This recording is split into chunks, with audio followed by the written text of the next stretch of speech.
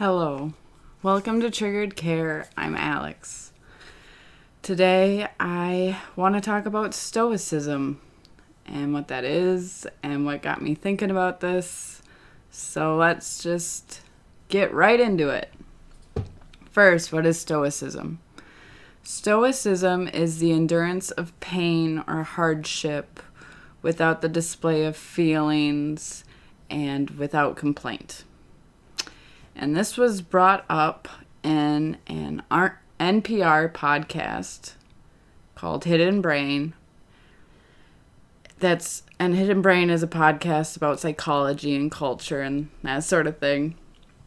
And in this podcast, this expert who was talking about Stoicism was talking about how it can increase a person's joy.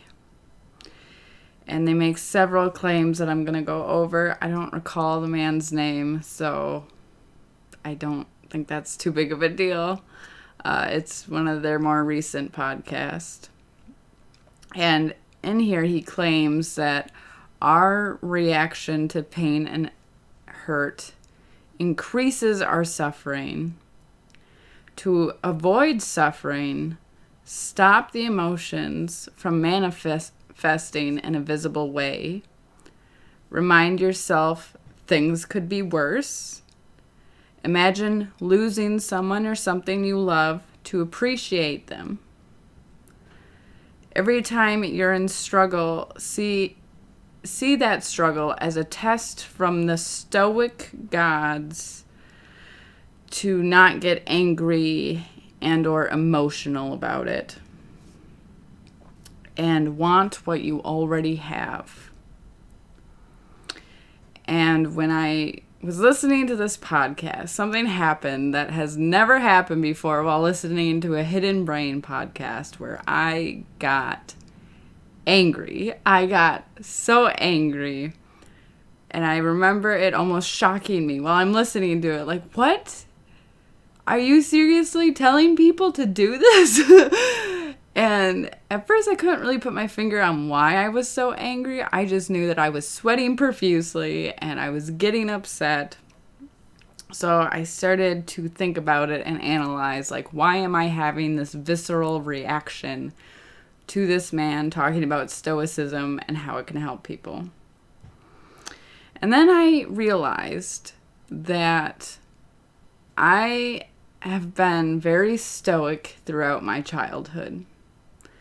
And I muted my angry and sad reactions for a long time to minimize the conflict, to minimize the pain that I was going through. And I have had a really hard time fighting that childhood mindset in order to talk about what I've been through, in order to express my feelings, to feel better. And then I also realized the examples he was bringing up of when to be stoic, when you have to fight that emotional reaction, were examples that I can't relate to in a way of I don't get angry about those things. He was talking about how angry he got at a spam caller calling him and how he had to be stoic because his flight was delayed. And he also kept bringing up how it's beneficial to be stoic when people are saying verbal insults to you and calling you names. And all of those things, like, sure, I'm not going to be super happy if somebody's calling me a name, but also I am pretty good at not reacting to that or even agreeing with them like, yeah, you're right. I don't know what you want me to do about it. And that kind of diffusing that energy and that anger in that situation because it surprises them. But that's from my childhood stoicism. And then I realized that this advice that he's giving is not for me. It's not directed towards me because I already practice a lot of this in the examples that he gives in the smaller things. And rather, it's directed at people who have anger outbursts a lot and anger issues where they cannot control it. So, for example, my mother would be a person that he would be directing this advice towards. And would I give this advice to her? Hell no. There's no way in this earth that I would tell my mother this advice, because that would make her angry. So realistically, thinking about all the angry people I know, if they heard this podcast, they would not be self-reflective. They are all entitled in a way where they don't believe that they are doing anything wrong. And so to hear this, they'd be like, well, I already do that. I'm not the problem. Other people are the problem. So realistically, even though this advice isn't directed at me, the people hearing this advice, the people most likely to take this advice and to act on it are people who can empathize and people who have an open mind to perspectives other than their own, to try it out and to see if it helps them. And the issue here is it has a risk for being dangerous and encouraging people to endure abuse, which is something I do get mad about, and to stay in toxic environments, because apparently their issue is they're reacting to the conflict wrong and that they shouldn't respond. And with my own experiences of Stoicism and what it has done to me, is it causes me to automatically repress any painful experiences, which in turn has caused me to stay in toxic, abusive relationships for way too long, because while it's happening, I'm not remembering the painful parts. What red flags would be of like, oh, this person's mistreating me, they are abusing me, because instead I would put that fault back on myself and be like, well, I deserve this, there's nothing to do about it, I need to just continue on and try to be happy for this other person, for myself, which does not help. It doesn't bring happiness, just ignoring the pain and being like, well, I'll be happy anyway. It wears on you. I empathize with abusive men quite a bit because they also subscribe to that stoic mindset of, well, real men don't show emotions or feelings and they have to be under control all the time. So then when their extreme emotions do slip out, when their sadness or anger becomes overwhelming to them and they do lash out towards me and I get hurt from that, I still empathize with them and understand why that happened. And I have more care for them most of the time than I do for myself. So I want to stick around and help them release those emotions that are trapped inside of them, which doesn't put me in good positions. My 2020 has been real intense. And it's also made me riddled with stress and stress-induced illnesses like functional dyspepsia, like alopecia, like conversion disorder. It's given me bone loss in my teeth because I grind them so much. It causes me to have lockjaw every morning where I have to pop my jaw back into place. It has aged me so much.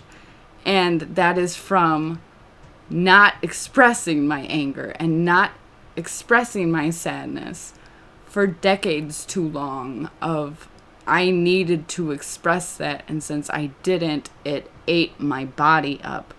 It has put me in a mental torture that has only been helped by learning how to trust people, learning to communicate about my emotions. And like I stated earlier, I've had to fight this mindset for so long, and it is not an easy mindset to fight. I still view myself as weak when I'm feeling vulnerable, when I'm feeling sad, when I'm feeling angry. I still have that toxic view on it that I shouldn't express my sadness because it's too much. It's a burden to everybody else. It will just make everything worse, so I'll just keep it to myself. And the more I repress, the more I suffer emotionally and physically. So, can Stoicism be useful? Sure. For spam callers, yes. For your flight getting delayed, yes. For your first world problems of inconveniences, yes, of course. Stoicism can be helpful. For the more adrenalizing times in life, for the more hurtful and painful experiences that we go through, is Stoicism useful? No. It gets us stuck. It gets us stuck in that hellscape, feeling alone and isolated and trapped. And I want to combat that. I want to combat that advice that in order to increase your joy, you just gotta shut up and be grateful. Can we stop? Can we stop this silliness and just, if I'm to reframe this advice, it would be learn how to identify your feelings and how to communicate them in a respectful and safe way, but still expressing them to the ones in your life, to your loved ones, to the people that you trust, in order to cultivate those healthy, long-lasting relationships where you feel connected and you don't feel lonely. That is my advice against this Stoicism advice of, you cause your own pain because of how you react to it. I didn't react to my pain for a long time, and that made me numb and apathetic to myself for a very long time. And I would not suggest that to other people. I would suggest instead learning how to communicate effectively. I think that will take you way farther. It will make you way happier, and it won't get you stuck in abusive situations where you feel like you can't express yourself. So, thank you to everyone for listening to my rambles about this podcast that was very bothersome to me. I hope everyone is surviving the holidays all right and hanging in there. I know I've been on an emotional roller coaster this month, and I'm just, but have good ones. I love you all.